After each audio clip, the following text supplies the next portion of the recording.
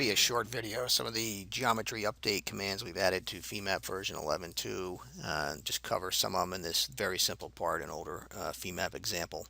But under feature editing, we've added some new tools. It's called Edit and Offset Surfaces. What Edit does is Edit will basically on a planar surface move it in the direction normal to the plane. In a cylindrical surface, we'll just edit the radius of the cylindrical surface. Same things for a spherical surface.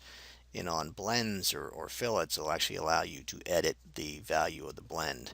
There's two things that are key to look at here. There's an auto extend. So let's just a quick example. Let's say I'm going to make the planar surfaces 0.1 thicker. If I don't have this auto extend on, what it does is it just picks one surface at a time. Let me go to front mode, and I think you'll see, one surface at a time really doesn't make sense for a lot of things, even though it comes in real handy for doing other kinds of edits.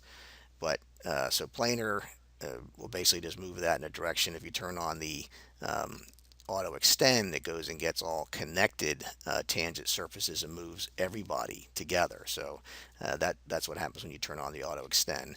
Same thing's true when you're editing like a cylinder's radius. So if I have this turned off and I go and I pick a cylindrical face, it shows me its current value.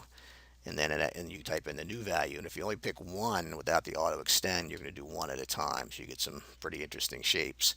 If you have auto extend on, and this is now set to 0.3, it's going to auto extend and change them both to 0.3 at one time. So remember, with the auto extend on, you kind of get everything connected. With the auto extend off, you get just the one at a time. So it's pretty quick to change blend radii.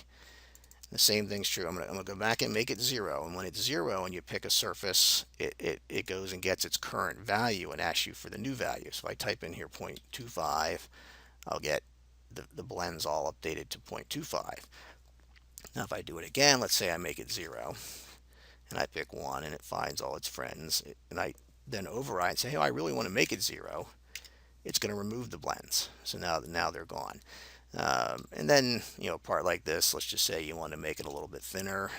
We can just edit, and I can type in like minus 0.1 and go pick that face, and that face. You see it's updating everything automatically.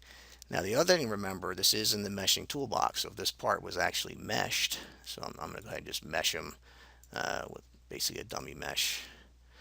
So he's mesh size now. I'll say tep mesh. What material? Just pick something. We'll go aluminum. So now he is meshed. Now in the meshing toolbox, and I'll turn off the nodes here just to make it a little nicer looking. Now the offset also works here. So, or actually we haven't used offset. Let's turn on offset. We're going to offset minus 0.1. We've got auto extend. So what this will do is and go find everybody connected to him and offset them in minus 0.1. So as part of the meshing toolbox, the mesh updates, and then let's say you also want to increase the mesh sizing now that these blends got a little bigger. You could do that, and just let the toolbox do the stuff and the automatic remeshing and things. So it's a pretty quick way to change things around.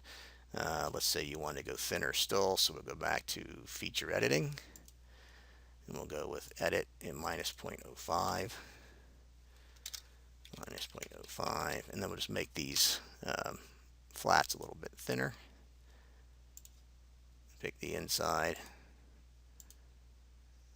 You say you can pretty quickly make some nice changes to solid models.